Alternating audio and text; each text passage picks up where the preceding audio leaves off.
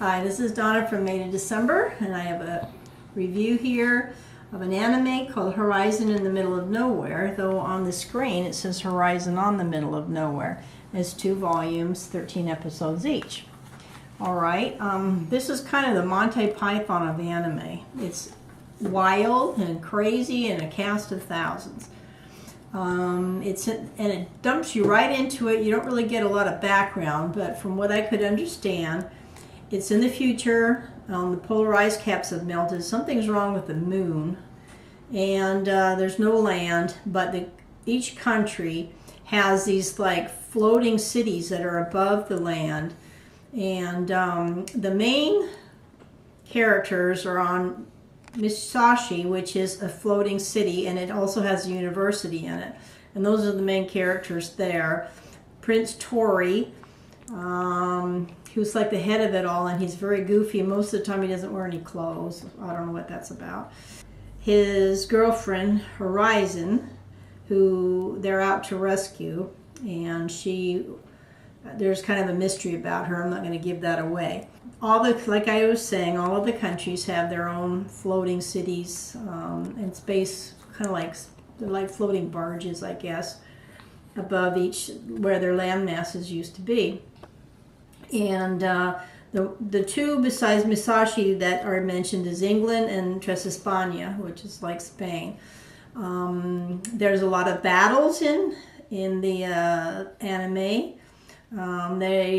What they like to do is they like to reenact their history, and they inherit names of famous people like Shakespeare, Ben Jonson, that kind of a thing. And so there's these massive battles, huge air battles, lots of explosions and booming and fire and everything. And then there's these individual battles between different people. And everybody in there has some kind of special powers, and it's over the top, something happening every second, and it's wild.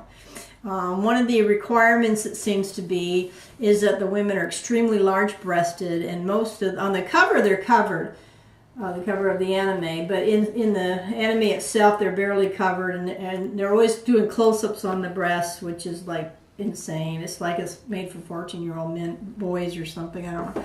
But even though it's very goofy and crazy, like I've been saying, the characters are very well developed. There's a lot of different characters that we like to follow and see what's going to happen to them.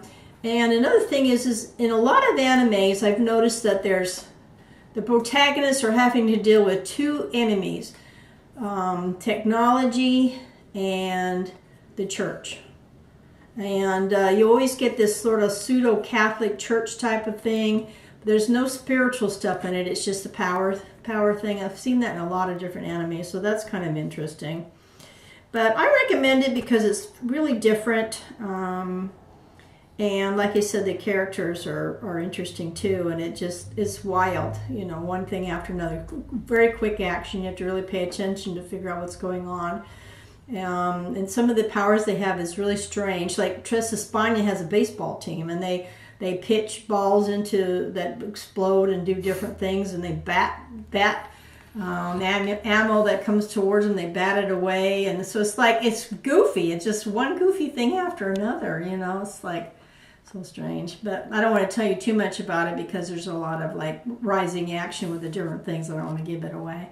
So I don't know, give it a go. Make sure you've had plenty of sleep before you watch it, because you have to really hold on to your seat when you watch it. And that's it for Horizon in the Middle of Nowhere. Thank you for watching, and see you next time.